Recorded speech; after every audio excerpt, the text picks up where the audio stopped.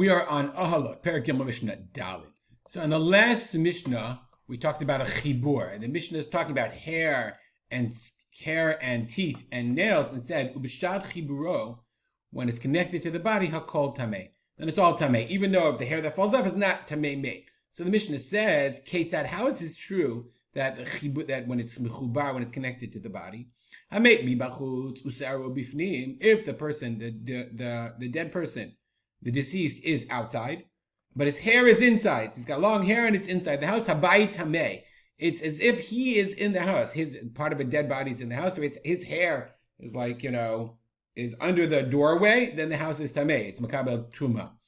Okay, next case. Etzem sheyesh alav kizayit basar. If you have a bone that has on it a kizayit of flesh, and hichnis miktsato bifnim, v'ubayit mahil alav. If half of it, part of the bone is under, you have this threshold, and the part of the bone is under the threshold, and the house is ma'ahil.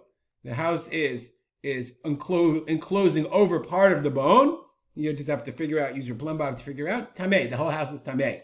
Even though the flesh, even though the tumah is not on the part that's under the house. You just have to use your imagination. I'm here in Microsoft Word using like rudimentary just to give the idea. So here's your bone with your tiny bit of flesh. Just imagine, okay? Okay, so if the bone, and I have this enclosure, so what the Mishnah says is, if the bone is inside the house, even though the flesh is not inside the house, nonetheless, the bone is makabel tuma. It's a chibur. It's all considered a chibur. That's under the threshold, and the whole house is tameh. Okay, the Mishnah says shnei atzamot. Same thing. So that you just imagine instead of one, it's two bones, and two of them is not a whole kizayit, but it's each one is a half a kizayit. Two half kizayim, exactly the same case. Okay. If part of them is inside and the house is ma'ahil, is enclosure, you can see the house is over them, is covering over them, says the Mishnah, tameh. Then the house is tameh. The Mishnah says there's only one specific condition.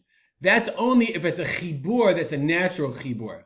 Meaning if in our case, if the flesh on the bone, in theory or whatever, if the flesh on the bone grew that way, it was part naturally. But the Mishnah says, you took this bone and you stuck in the human flesh in it. I mean, you did it by human hand.